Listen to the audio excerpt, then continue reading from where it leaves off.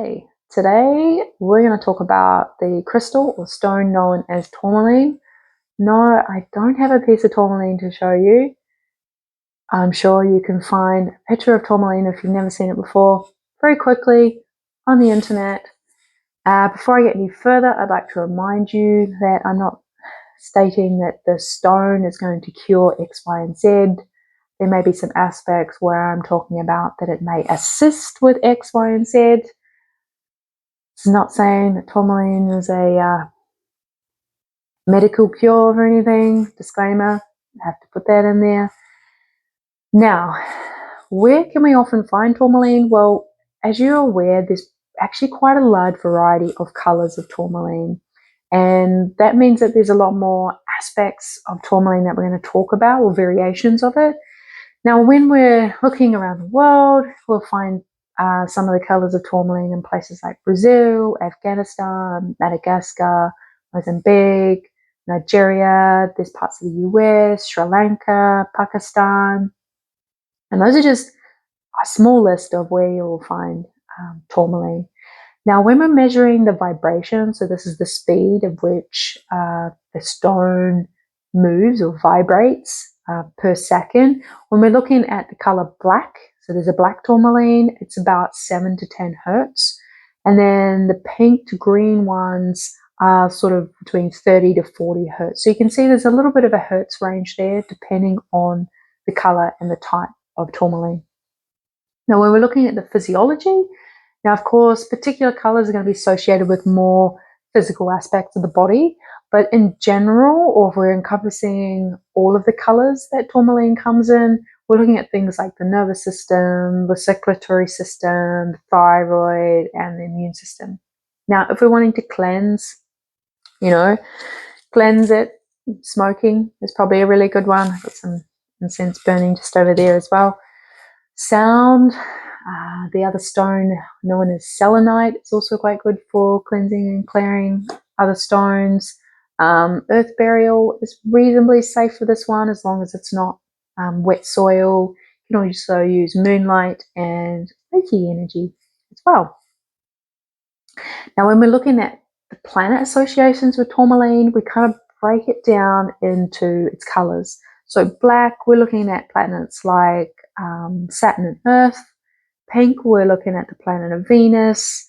We're looking at the green one, the green version of tourmaline. We're looking at planets like Venus and Mercury. And then the blue tourmaline we'd often associate with Mercury and Pluto.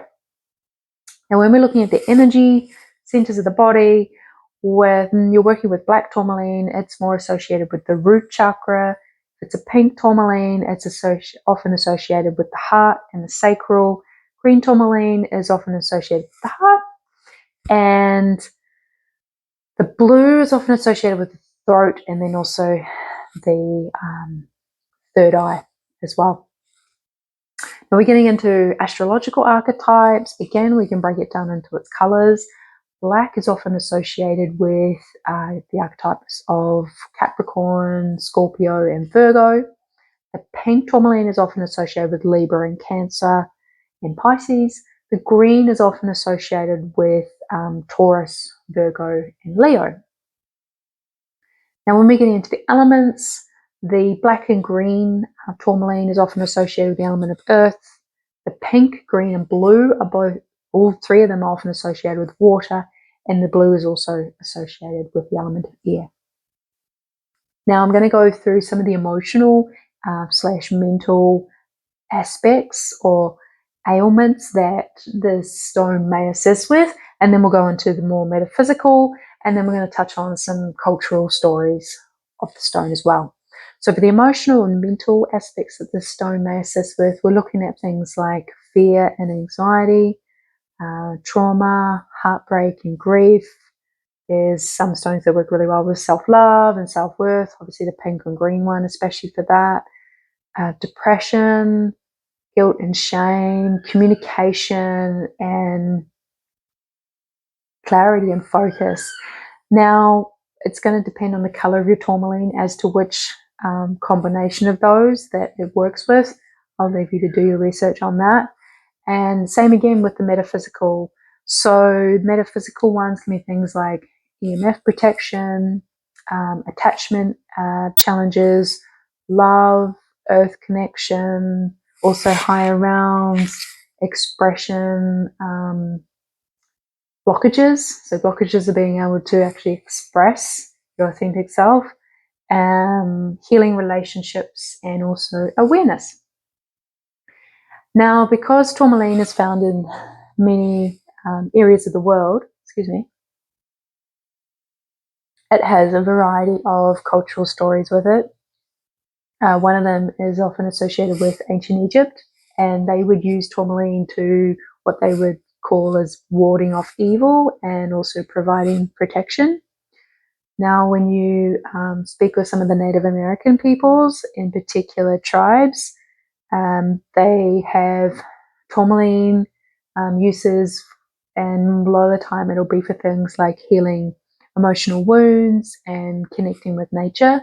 Now, this is not saying all of the Native American peoples work with tourmaline. There are just certain pockets that do, and that's probably the places where they would often find tourmaline that they would actually work with it. And I'd also like to remind you that for some cultures, they don't work with these elements by actually like physically obtaining or even touching them. Sometimes it's done through more of a visualization, and for some cultures around the world, they for them, respecting the stone is actually about leaving it in the ground and not actually obtaining it. So I've talked about this many times before. If you want to work with stones, you don't actually always have to obtain them. There are many ways you can work with them, one being visualization and two being through the use of art, whether you create that art yourself through painting, drawing, photography, or you support someone else who does art that displays that crystal as well. Now, in China, they would have often used tourmaline for emotional imbalances, so trying to balance out people's emotions, and also cultivating what they call qi, which is like an energy force that runs through the body. And they also would associate the different colors of the tourmaline with traditional Chinese medicine elements. So they have a slightly different elemental kind of structure that they work with, than just earth, water, fire, air, and ether. They have a slightly different framework, and they can associate different colors of the tourmaline with each of the ones that the different elements that they have in their concept. Now, in traditional ancient Tibetan ways, there were times in which they used tourmaline for healing grief and trauma. They would often associate particular kinds of tourmaline with universal love, and some kinds of tourmaline with protection and grounding. So protection and grounding is often associated with the black tourmaline. When we're talking about things about self-worth and love, it's often associated with the pink and the green. When we're talking about like clarity, focus, and expressing, it's more associated with the blue tourmaline. And yeah, there's probably a lot more we could talk about tourmaline because there's varieties of it. Like I've mainly only focused on the black, pink, green, and blue, and there's actually so many other varieties of tourmaline as well. Some are very rare. One really beautiful tourmaline is often a combination of the green and the pink together. They kind of call it like a watermelon tourmaline, which I think is very sweet. But if you've got any stories of tourmaline you want to share, if there's anything you want to know with tourmaline, if there's any crystals or stones that you'd like me to share about, leave that in the comment section below, and we will see you in the next vlog.